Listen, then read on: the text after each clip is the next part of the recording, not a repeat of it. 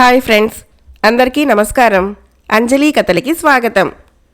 మాయాభవనం కథ 4వ భాగం విందాం. మహేంద్రనాథుడు సారస సరోవర తీరాన్ని జాగ్రత్తగా పరిశీలిస్తూ అరణ్యం కేసి నడవసాగాడు. సరోవరం చుట్టూ సరైన మార్గం లేదు. ఏవేవో తీగలు, ముళ్ళ పొదలు అడ్డదిడ్డంగా అల్లుకొని ఉన్నాయి. జాగ్రత్తగా వాటిని తొలగించుకుంటూ అక్కడక్కడ ఆగి విడిది భవనాన్ని పరీక్షించి చూస్తూ అరణ్యంలోకి మార్గం ఏదైనా కనిపిస్తుందేమోనని వెతుకుతూ ముందుకు పోసాగాడు. ఆ రోజు సూర్యాస్తమయం అయ్యే వరకు ఎంత ప్రయత్నించినా అతడికి అరణ్యంలోకి మార్గం కనిపించలేదు. ఆ రాత్రంతా ఒక చెట్టు కింద బండ మీద గడిపాడు. తెల్లవారగానే లేచి చుట్టుపక్కల కలయ చూశాడు. తను రాత్రి కూర్చున్న బండకు కొంత దూరంలో సరోవర జలం నుంచి చిన్న మెట్లు కనిపించాయి. మహేంద్రనాథుడు ఆ మెట్లను సమీపించాడు. మెట్లు సరిగ్గా కనిపించకుండా వాటి మీద చెట్ల కొమ్మలు అడ్డదిడ్డంగా వేయబడి ఉన్నాయి. అతడు వాటిని తొలగించాడు. అడవిలోకి సన్నటి మార్గం కనిపించింది. ఒత్తుగా పచ్చటి ఆకులు పరిచిన ఆ మార్గం కొత్తగా ఏర్పరిచిందని అతడు గ్రహించాడు. క్రూర మృగాలు తన మీదకి రాకుండా తగిన జాగ్రత్తలతో మహేంద్రనాథుడు ముందుకు నడిచాడు. దారికి ఇరువైపులా ఎత్తైన చెట్లు ఉండటం వల్ల సూర్యోదయం అయినప్పటికీ మార్గము మసక చీకటిగానే ఉన్నది. అలా ఎంతోసేపు నడిచి మహేంద్రనాథుడు సూర్యాస్తమయ వేళకు ఒక సమతల ప్రదేశాన్ని చేరాడు. మార్గానికి ఒకవైపున చిన్న కుటీరం కనిపించింది. అరణ్య మధ్యంలో ఈ కుటీరం ఎలా వచ్చిందా అని అనుకుంటూ మహేంద్రనాథుడు దాన్ని సమీపించాడు. ఎవరికోసం చూస్తున్నావు నాయనా అన్న కంఠస్వరం వినిపించింది. మహేంద్రనాథుడు కంఠస్వరం వినిపించిన దిక్కుకేసి చూశాడు. పెద్ద పొదకు అవతల వైపున ఒక సన్యాసి మొక్కలకు నీళ్లు పోస్తూ కనిపించాడు. మహేంద్రనాథుడు చేతులెత్తి ఆయనకు నమస్కరించి, నేనొక ముఖ్యమైన కార్యం మీద బయలుదేరాను. అనుకోకుండా తమ దర్శన భాగ్యం కలిగింది అన్నాడు. ఆజానుబాహువైన ఆ సన్యాసి ప్రశాంత వదనం చూసి మహేంద్రనాథుడు ఒక్క క్షణం ఆశ్చర్యం చెందాడు. కరుణతో నిండిన చూపులతో ఆయన మందహాసం చేస్తూ, ఇప్పటికే సూర్యుడు అస్తమించాడు. నీ గమ్యం ఏదైనప్పటికీ ఈ రాత్రి ఇక్కడే గడిపి తెల్లవారాక బయలుదేరినాయనా అని మహేంద్రనాథుణ్ణి భుజాలు ఆప్యాయంగా తాకి కుటీరం కేసి నడిచాడు. మహేంద్రనాథుడు ఆయనను అనుసరించాడు. ఇరువురు కుటీరంలోకి ప్రవేశించాక సన్యాసి ఒక చాప మీద కూర్చున్నాడు. మహేంద్రనాథుడు ఆయన పాదాల వద్ద కూర్చున్నాడు. నేను అనేక సంవత్సరాలు మనశ్శాంతి కోసం దేశాలెన్నో తిరిగాను. ఆఖరికి ఇక్కడికి చేరాను. ఈ ప్రాంతానికి వచ్చిన తర్వాత మరెక్కడికి వెళ్ళాలనిపించలేదు. నేనిక్కడికి వచ్చాక నన్ను చూసిన మొట్టమొదటి వాడివి నువ్వే అన్నాడు సన్యాసి. మహేంద్రనాథుడు మౌనంగా సన్యాసి పాదాలు ఒత్తసాగాడు. నాయనా, నువ్వెవరో ఏ కార్యం మీద ఇటు వచ్చావో చెప్పనేలేదు అని అడిగాడు సన్యాసి. మహాత్మా, నా పేరు మహేంద్రనాథుడు. వీరగిరి రాజ్యానికి చెందినవాణ్ణి. చిన్నప్పుడే నా తండ్రి మరణించాడు. అప్పటి నుంచి మా తల్లి కొడుకుల క్షేమాన్ని మా పినతండ్రి పినతల్లి చూడసాగారు. కానీ దురదృష్టవశాత్తు మా పినతల్లి కానుపు సమయంలో మరణించడం వల్ల మా పినతండ్రి జీవితం మీద విరక్తితో మమ్మల్ని వదిలి ఎటో వెళ్ళిపోయాడు.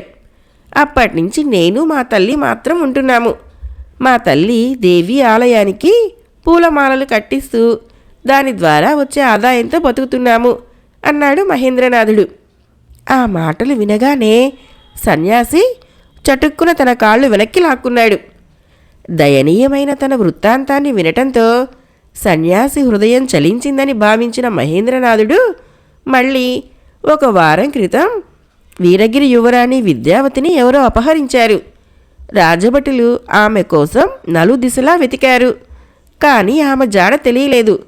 కాబట్టి ఆమెను వెతకటానికి నేను బయలుదేరాను. అందుకు రాజుగారి అనుమతి కూడా పొందాను. సరోవరాన్ని ఆనుకొని ఉన్న అరణ్యంలోకి ప్రవేశించి ఇటుగా వచ్చి మిమ్మల్ని దర్శించాను అన్నాడు. అలాగా, ఈ పరిసరాలలో మానవులెవరూ లేరు. ఒకవైపున ధవళగిరి పర్వతాలున్నాయి. వాటిలోకి మానవ మాతృలెవరూ ప్రవేశించలేరు. పర్వతానికి అవతల హిమగిరి రాజ్యం ఉన్నది. ఇక్కడి నుంచి ఆ రాజ్యం చేరటం కూడా దుర్లభమే నాయనా అన్నాడు సన్యాసి. పడమటి దిక్కు నుంచి వెతికితే మంచి ఫలితం ఉంటుందని జ్యోతిషాచార్యులు సెలవులిచ్చారు. మహాత్మా, నేను యువకుణ్ణి, ఎంతటి కష్టాన్నైనా ఎదుర్కోగలను. ధర్మప్రభువైన మా రాజు విచారాన్ని పోగొట్టడం నా కర్తవ్యంగా భావిస్తున్నాను. నా కర్తవ్య నిర్వహణలో నా ప్రాణాల్ని కూడా ఒడ్డటానికి సిద్ధంగా ఉన్నాను అన్నాడు మహేంద్రనాయుడు. ఆదర్శ పౌరుడిగా నీ కర్తవ్యాన్ని నిర్వర్తించడానికి నువ్వు తీసుకున్న నిర్ణయం మెచ్చుకోదగింది. సరే, నిద్రపో, ఉదయమే బయలుదేరవచ్చు అని సన్యాసి కూడా నిద్రకు ఉపక్రమించాడు. మహేంద్రనాథుడు ఉదయం నిద్ర లేచేసరికి సన్యాసి ధ్యానంలో ఉన్నాడు. సన్యాసి కళ్ళు తెరవగానే మహేంద్రనాథుడు ఆయనకు సాష్టాంగ నమస్కారం చేశాడు. సన్యాసి అతన్ని ఆశీర్వదించి, అపూర్వమైన నీ ధైర్య సాహసాలే నీకు విజయం సమకూరుస్తాయి. ఇదిగో ఈ ఉంగరాన్ని ధరించు. దీనిని నీకోసమే దివ్యశక్తులు కలదిగా అభిమంత్రించాను. ఈ ఉంగరంలోని రాయికి ప్రత్యేకమైన శక్తులున్నాయి. అవి ఏవో మునుముందు నీకే తెలుస్తాయి. అయితే ఈ విషయం నువ్వు మరెవరికీ చెప్పకూడదు. చెప్పావో ఆ క్షణమే శక్తులన్నీ పోతాయి. నీ ప్రయాణంలో విజయం సాధించి తిరిగి వచ్చేటప్పుడు మీ తల్లిని చూసే ముందు నా దగ్గరికి రా. ఆ వృద్ధురాలు నీ రాక కోసం ఎంత తపిస్తున్నదో ఏమో అన్నాడు సన్యాసి. మహాత్మా, ఆ తల్లిని గురించి విచారించవలసిన అవసరం లేదు. ఆమె సంరక్షణ బాధ్యతలు రాజుగారే చూసుకుంటున్నారు. మీ ఆజ్ఞానుసారం నా ప్రయాణం విజయవంతమయ్యాక తిరిగి వచ్చి మిమ్మల్ని దర్శిస్తాను. ఆశీర్వదించండి మహాత్మా అని నమస్కరించాడు మహేంద్రనాథుడు. సన్యాసి అతన్ని ఆప్యాయంగా కౌగిలించుకున్నాడు. అప్పుడు ఆయన కళ్ళు చెమ్మగిల్లటం చూసి మహేంద్రనాథుడు అమితాశ్చర్యం చెందాడు. కుటీరం నుంచి వెలుపలికి వచ్చిన మహేంద్రనాథుడు సేనానాయకుడి సలహాను గుర్తుకు తెచ్చుకొని పడమటి దిక్కుకేసి బయలుదేరాడు. సరైన మార్గం లేకపోయినప్పటికీ నడవటానికి అంత కష్టంగా లేదు. కొంత దూరం వెళ్ళాక ఒక కొండ కనిపించింది. అతడు కొండ మీదకి ఎక్కుతూ అక్కడక్కడ ఆగి కిందకి చూడసాగాడు. చెట్ల పైకొమ్మలు తప్ప అతడికేమీ కనిపించడం లేదు. సూర్యాస్తమయమయ్యే సమయానికి కొండ శిఖరానికి చేరాడు. ఎదురుగుండా ఎత్తైన గోడ కనిపించింది. అదొక పెద్ద భవనం, ప్రహరీ గోడ అయి ఉంటుందని అనుకుని సమీపించి చుట్టూ తిరిగి చూశాడు. ద్వారమార్గం కనిపించడం లేదు. చీకటి పడుతూ ఉండగా ఒకచోట మెట్లు కనిపించాయి. ఆ మెట్లు మీదుగా మహేంద్రనాథుడు తలుపులు మూసిన ఇనుప ద్వార మార్గాన్ని చేరాడు. తలుపులకి బలమైన గొలుసు బిగించి ఉన్నది. అతడు గొలుసులను పట్టుకొని అటు ఇటు గట్టిగా కదిలించాడు. ఆ శబ్దం విని కొంతసేపటికి చేతిలో కాగడాతో ఎవరో వచ్చి తలుపు కొద్దిగా తెరచి, మా యజమాని అనుకున్నాను. ఎవరు నువ్వు? ఎందుకిలా వచ్చావు అని అడిగాడు ఆశ్చర్యంగా. నా పేరు మహేంద్రనాథుడు. వీరగిరి రాజ్యానికి చెందినవాణ్ణి. బతుకు తెరువు కోసం హిమగిరి రాజ్యానికి వెళుతున్నాను. ఈ పర్వత మార్గం దగ్గర దారి అని చెప్పారు. అయినా ఇక్కడికి చేరటానికే 3 రోజులు పట్టింది. పొద్దుపోయింది. లోపలికి అనుమతించావంటే ఈ రాత్రికి ఇక్కడే ఉండి నా దారిని నేను వెళతాను అన్నాడు మహేంద్రనాథుడు. గొలుసుకు బిగించిన తాళం తీసి వాడు తలుపు తెరుస్తూ, నేనీ భవన ద్వారపాలకుణ్ణి. లోపల నాకొక గది ఉన్నది. నువ్వు ఈ రాత్రి అక్కడ పడుకోవచ్చు అన్నాడు. మహేంద్రనాథుడు వాడి వెంట లోపలికి వెళ్ళాడు. ద్వారపాలకుడు అతన్ని తన గది లోపలికి తీసుకువెళ్ళి, నువ్వు ఇక్కడే కూర్చో, నీకేదైనా తినటానికి తెస్తాను. కొత్త వాళ్ళెవర్నీ లోపల ఉంచకూడదని మా యజమాని ఆజ్ఞ. ఆయన ఇప్పుడిక్కడ ఉన్నట్లయితే నేను లోపలికి అనుమతించేవాణ్ణి కాను అన్నాడు. నా కారణంగా నువ్వు మీ యజమాని కోపానికి గురి కావద్దు. నేను తెల్లవారక ముందే వెళ్ళిపోతాను అన్నాడు మహేంద్రనాథుడు. అలాగే. మా యజమాని చండశాసనుడే కానీ చాలా మంచి మనిషి. ఏ పరిస్థితిలో నిన్ను లోపలికి అనుమతించానో చెబితే నీ మీద కనికరం చూపగల దయామూర్తి. నువ్వేమి దిగులు పెట్టుకోవద్దు అని చెప్పి ద్వారపాలకుడు గది నుంచి వెలుపలికి వెళ్ళాడు. అరణ్య మధ్యంలో ఎత్తైన కొండ మీద నిర్మానుష్యంగా ఉన్న స్థలంలో ఈ భవనాన్ని ఎందుకు నిర్మించారు? ఈ భవనం యజమాని ఎవరై ఉంటారు? అతడు దయామూర్తి అని ద్వారపాలకుడు చెబుతున్నాడు. అటువంటి వాడు యువరాణిని అపహరించి తెచ్చి దాచి ఉంటాడా అని మహేంద్రనాథుడు రకరకాలుగా ఆలోచించసాగాడు. ఇంతలో ద్వారపాలకుడు ఒక పళ్ళెంలో ఏవో ఆహార పదార్థాలు తెచ్చి మహేంద్రనాథుడి ముందు ఉంచి, ఈ పూటకి ఇదే లభించింది, దీనితోనే నీ ఆకలి తీర్చుకోవాలి అన్నాడు.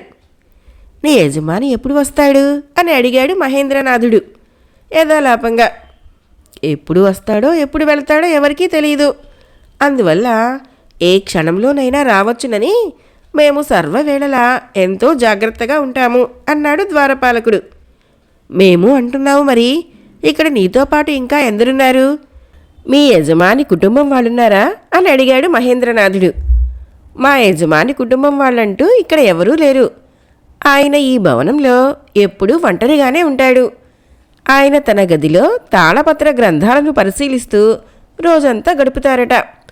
ఇటీవల ఇక్కడికెవరో ఒక గొప్ప స్త్రీ వచ్చింది. బహుశా ఆమె ఏదో ముఖ్యమైన విషయంలో మా యజమానిని సంప్రదించడానికి వచ్చి ఉంటుంది. ఆమె వచ్చిన తర్వాత ఆయన 2 రోజుల పాటు తన గది నుంచి బయటకు రాలేదు. ఆ తర్వాత హడావుడిగా ఎక్కడికో వెళ్ళిపోయాడు. అందుకే ఆయన ఏ క్షణంలోనైనా రావచ్చునని ఎదురు చూస్తున్నాము అన్నాడు ద్వారపాలకుడు. వాడు ఎవరో గొప్ప స్త్రీ వచ్చిందని చెప్పగానే మహేంద్రనాథుడికి ఆమె యువరాణి అయి ఉండవచ్చునన్న అనుమానం కలిగింది. ఎలాగైనా ఇక్కడే మరికొన్నాళ్ళు ఉండటం అవసరమని అతను నిర్ణయించుకున్నాడు. ఆ రాత్రి చాలాసేపు రకరకాల ఆలోచనలతో గడిపిన మహేంద్రనాథుడికి మార్గమధ్యంలో కనిపించిన సన్యాసి గుర్తుకు రాగానే ఆయన ఇచ్చిన ఉంగరాన్ని ఒకసారి తాకి చూసుకున్నాడు. అర్ధరాత్రి దాటిన తర్వాత అలాగే నిద్రపోయాడు. తెల్లవారుతూ ఉండగా మేలుకొని లేచి కూర్చున్నాడు. చుట్టుపక్కల ఒకటే హడావుడిగా ఉన్నది. అంతలోనే ద్వారపాలకుడు 2 పళ్ళాల నిండా ఆహారం తెచ్చి మహేంద్రనాథుడి ముందు ఉంచాడు. ఇద్దరూ కలిసి భోజనం చేసి చేతులు కడుక్కుంటున్నప్పుడు మహేంద్రనాథుడు, మీ యజమాని వచ్చాడు కదా అని అడిగాడు. ద్వారపాలకుడు ఆశ్చర్యంతో కనుబొమ్మలు పైకెత్తి, ఆ సంగతి నీకెలా తెలిసింది అని అడిగాడు. రాత్రి నిద్రపోతుండగా ద్వారం గొలుసులను ఎవరో కదిలించడం లీలగా విన్నాను. ఇప్పుడు ఎక్కడ చూసినా ఒకటే హడావుడిగా ఉన్నది కదా, ఆ కారణంగానే మీ యజమాని వచ్చాడని ఊహించాను అన్నాడు మహేంద్రనాథుడు. అవునన్నట్టు తల ఊపాడు ద్వారపాలకుడు. ఇక పైన నేను ఇక్కడ ఉండటం నీకు కష్టం కలిగించవచ్చు, నేనిక బయలుదేరుతాను అన్నాడు మహేంద్రనాథుడు. మా యజమాని వచ్చిన మాట నిజమే, కానీ ఆయన ఇటువైపు రానే రాడు. కాబట్టి నువ్వేమీ తొందరపడనవసరం లేదు. 1-2 రోజులు విశ్రాంతి తీసుకొని నీ ప్రయాణం కొనసాగించవచ్చు. ఈలోగా ఇక్కడే ఏదైనా ఉద్యోగం దొరుకుతుందేమో ప్రయత్నించి చూస్తాను అన్నాడు ద్వారపాలకుడు. నీ ఉపకారం మరువరానిది. మీ యజమాని కనుకరించి నాకేదైనా ఉద్యోగం ఇస్తే ఇక్కడే మరికొన్నాళ్ళు గడుపుతాను. లేదా నీకేమాత్రమూ ఇబ్బంది కలిగించకుండా రేపే నా ప్రయాణం కొనసాగిస్తాను అన్నాడు మహేంద్రనాథుడు. ఆ సంగతి నాకు వదిలి నువ్వు నిశ్చింతగా విశ్రాంతి తీసుకో. తగిన సమయం చూసి మా యజమానిని కలుసుకొని నీ ఉద్యోగం సంగతి అడుగుతాను అని చెప్పి ద్వారపాలకుడు అక్కడి నుంచి వెళ్ళిపోయాడు. మహేంద్రనాథుడు ఆ గదిలోనే కూర్చొని ఒక కిటికీ గుండా వెలుపలికి చూడసాగాడు. అక్కడి వాతావరణాన్ని చూడగానే మెరుపులా అతనికి ఒక ఆలోచన వచ్చింది. హడావుడిగా పనులు చేసుకుంటున్న సేవకులతో తను కలిసిపోయినట్లయితే భవనం వెలుపల లోపల పరిశీలించి చూసే అవకాశం లభిస్తుంది. అలాగే ద్వారపాలకుడు చెప్పిన కొత్తగా వచ్చిన ముఖ్యమైన స్త్రీ ఎవరో తెలుసుకోవచ్చు. వెంటనే మహేంద్రనాథుడు అక్కడ ఉన్న ఒక బట్టను తీసి తలకు చుట్టుకొని గుట్టు చప్పుడు కాకుండా సేవకుల మధ్యకు వెళ్ళిపోయాడు. సేవకులందరూ వారి వారి పనులలో నిమగ్నులై ఉన్నారు. కొందరు ఉద్యానవనంలోని అందమైన విగ్రహాలను తుడుస్తున్నారు.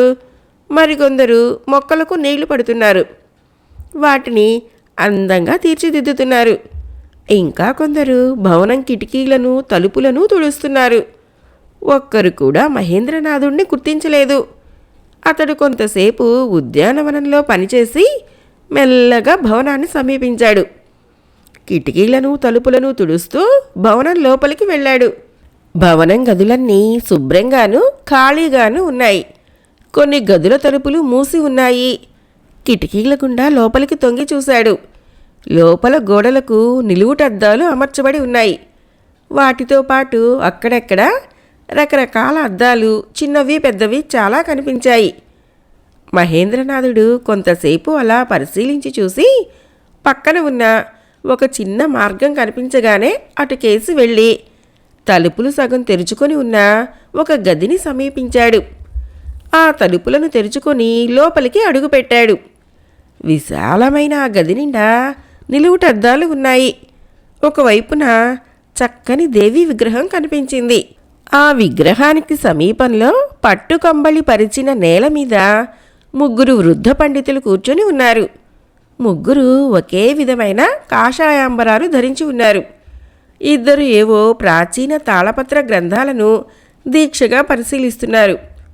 మరొక వృద్ధుడు నేల మీద గీసిన పెద్ద పెద్ద గీతలను పరిశీలిస్తున్నాడు. తలుపు తెరిచిన చప్పుడు వినగానే, ఎవరు నువ్వు, ఎందుకిలా వచ్చావు అని అడిగాడు ఒక పండితుడు. గదిని శుభ్రం చేయటానికి వచ్చాను స్వామి, తమకు ఇబ్బంది కలిగించినందుకు క్షమించండి, తర్వాత వచ్చి శుభ్రం చేస్తాను అంటూ మహేంద్రనాథుడు ఆయనకు వంగి నమస్కరించి అడుగు వెనక్కి వేశాడు. ఈ గది శుభ్రంగానే ఉన్నది, నువ్వేమి శుభ్రం చేయనవసరం లేదు, వెళ్ళు అన్నాడు వృద్ధ పండితుడు.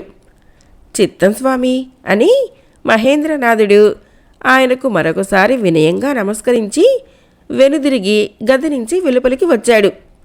మహేంద్రనాథుడు వేగంగా ద్వారపాలకుడి గది చేరుకున్నాడు. కొంతసేపటి తర్వాత ద్వారపాలకుడు, బాగా విశ్రాంతి తీసుకున్నావా అంటూ లోపలికి అడుగుపెట్టాడు. ఈ చుట్టుపక్కల సేవకులు హడావుడిగా పనులు చేసుకుంటున్నారు, వాళ్ళను చూస్తూ కూర్చున్నాను, పొద్దుపోయిందే తెలియలేదు.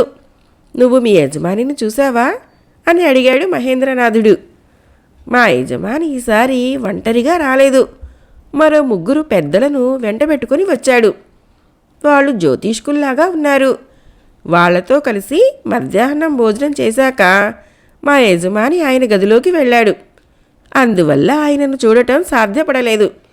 సాయంకాలం ఉద్యానవనానికి వస్తాడు, అప్పుడే మాట్లాడాలి అని చెప్పి ద్వారపాలకుడు అలాగే పడుకొని కొంతసేపటికల్లా నిద్రపోయాడు. మహేంద్రనాథుడు ఆ తర్వాత కిటికీ దగ్గరికి వెళ్ళి వెలుపలికి చూస్తూ కూర్చున్నాడు. సూర్యాస్తమయానికి కొంతసేపు ఉందనగా ఎవరో ఒక వ్యక్తి ఉద్యానవనం కేసి రావటం కనిపించింది. అతడు పొడవాటి అంగారఖ ధరించి ఉన్నాడు. పొడవాటి జుట్టు ఉన్నది గాని గడ్డం మాత్రం పొట్టిగా ఉన్నది. రూపం స్పష్టంగా కనిపించడం లేదు. అతని నడకలో రాచఠీవి ఉట్టిపడుతున్నది. అతడే ఆ భవనం యజమాని అయి ఉంటాడని మహేంద్రనాథుడు ఊహించాడు. అతడు 1-2 సార్లు ద్వారపాలకుడి గదికేసి చూడటం మహేంద్రనాథుడు గమనించాడు. వెంటనే అతడు నిద్రపోతున్న ద్వారపాలకుణ్ణి తట్టి లేపి, మిత్రమా, మీ యజమాని ఉద్యానవనంలోకి వచ్చాడు, ఆయన నీకోసం చూస్తున్నట్లున్నది అన్నాడు. ద్వారపాలకుడు ఉలిక్కిపడి లేచి కిటికీ గుండా బయటికి చూసి, అవునవును, ఆయనే మా యజమాని, ఆయన నిన్ను చూడలేదు కదా అన్నాడు. లేదు, నేను లోపలే ఉన్నాను, గది నుంచి వెలుపలికి పోలేదు అన్నాడు మహేంద్రనాథుడు. ద్వారపాలకుడు హడావుడిగా తలపాగా ధరించి ఉద్యానవనంలోకి వెళ్ళి యజమానికి నమస్కరించాడు. యజమాని ద్వారపాలకుడు ఏవో మాట్లాడుకోవటం మహేంద్రనాథుడికి కనిపించింది. యజమాని చెయ్యెత్తి భవనం అవతలి వైపుకు చూపుతూ ఏదో చెప్పాడు. ద్వారపాలకుడు వంగి నమస్కరించి వెనుదిరిగాడు. యజమాని భవనంలోకి వెళ్ళిపోయాడు. చీకటి పడుతుండగా ద్వారపాలకుడు వచ్చి మహేంద్రనాథుడిని చూసి నవ్వుతూ, నీకొక శుభవార్త, మా యజమాని భవనానికి అవతల వైపున ఉన్న ద్వారపాలకుడిని మార్చమన్నాడు. అవతల వైపున అందరూ స్త్రీలే ఉంటారు, అక్కడ కాపలా ఉండటానికి నీకు సమ్మతమైతే అనే మాటను పూర్తి చేసేలోగా తప్పక ఉంటాను, ఈరోజే ఆ ఉద్యోగంలో చేరతాను అన్నాడు మహేంద్రనాథుడు. మంచిది, నాతో రా మిత్రమా, నేను నిన్ను అక్కడికి తీసుకువెళ్తాను. అటువైపు సాధారణంగా మనుషులెవరూ రారు, తలుపులు ఎప్పుడూ మూసే ఉంటాయి అంటూ ద్వారపాలకుడు దివిటీ వెలిగించి తీసుకొని ముందుకు నడవసాగాడు. మహేంద్రనాథుడు అతన్ని అనుసరించాడు. ఇద్దరూ కొంత దూరం నడిచాక కిందకి మెట్లు కనిపించాయి. వాటి గుండా మరికొంత దూరం నడిచాక గొలుసులు బిగించిన ఇనప ద్వారం కనిపించింది. అక్కడి నుంచి భవనం అంతా స్పష్టంగా కనిపించడం లేదు. ద్వారపాలకుడు, ఇక్కడ పెద్దగా పని ఏదీ ఉండదు. నేను నీకు కావలసిన ఆహారం తెచ్చి పెడతాను. పొద్దున నేను రాగానే నువ్వు వెళ్ళి నా గదిలో విశ్రాంతి తీసుకోవచ్చు. ఈ దివిటి ఇక్కడే ఉండని, జాగ్రత్త సుమా అని హెచ్చరించి వెళ్ళాడు. దాదాపు 2 గంటలు గడిచాక ద్వారపాలకుడు ఆహారం తెచ్చాడు. మహేంద్రనాథుడు భోజనం చేసిన తర్వాత ద్వారపాలకుడు తాళం చెవి ఒకటి అందిస్తూ, దీనిని జాగ్రత్తగా ఉంచు, తలుపు తెరుచుకొని వెళ్ళేవు సుమా, అంతా కీకారణ్యం, దారి తెన్ను కనిపించదు అని చెప్పి వెళ్ళిపోయాడు. అతడు వెళ్ళాక మహేంద్రనాథుడు ఆ భవనంలో ఉన్న స్త్రీ యువరాణా కాదా అన్న విషయం తెలుసుకోవడం ఎలాగా అని ఆలోచిస్తూ జాగ్రత్తగా అక్కడే కూర్చున్నాడు. మాయాభవనం జానపద కథ 4వ భాగం సమాప్తం. రేపు 5వ భాగం చెప్పుకుందాం. ఫ్రెండ్స్, నా కథలు నచ్చినట్లయితే మన ఛానల్ని తప్పకుండా సబ్స్క్రైబ్ చేయండి, లైక్ చేయండి, షేర్ చేయండి, మంచి కామెంట్ చేయండి. Thank you.